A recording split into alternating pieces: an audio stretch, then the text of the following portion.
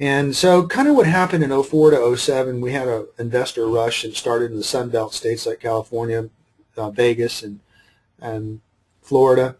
And what happened is we are on the tail end of that run-up of investors because there was so much easy money out there. And, you know, it was a great time for me because I sold 170 houses one year and 160 houses or 150 houses the next year.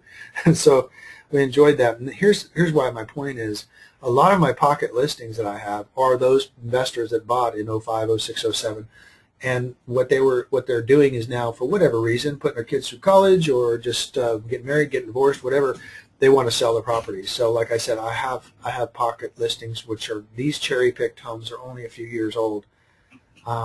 But there, you know, there's a glut of rentals at that time, but now it's been absorbed, and we actually have a shortage of supply of rental properties. We really have a rental shortage, period.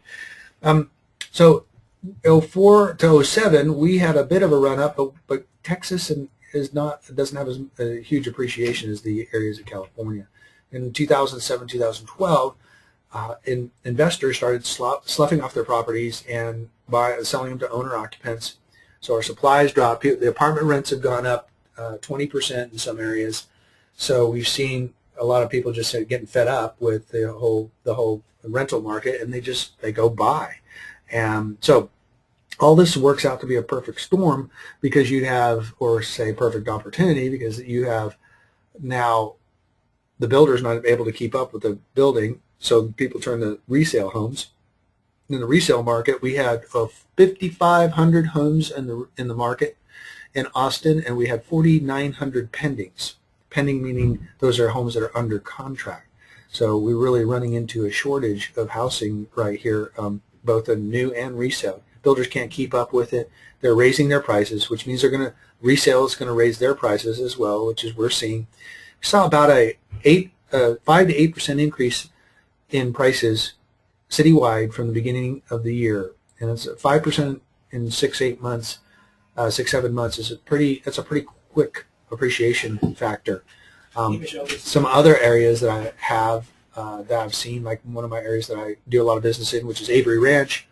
What we were selling for $200,000 in last year at this time, we're now selling for $230,000, $240,000. So that equates to even a 15% to 20% increase in value. Rents have also gone up 20% as well. So one of the things that a lot of people are forced to rent because they maybe have a short sale or whatever, or they just don't have the credit to buy now. So, you know, and also a lot of people are moving to the area, so they don't really want to buy right now. They want to get to know the area, so they're going to rent for a while. Then they'll go buy something new or buy a resale. There's a lack of developed properties right now, and so builders are raising their prices because they can and because they're being forced to, because labor, materials, and land is costing more. So we not only have, we have basically a housing of investment property and real estate, which is going to mean that prices are going up just as they have, and they're going to continue to go up because we have room for price increases.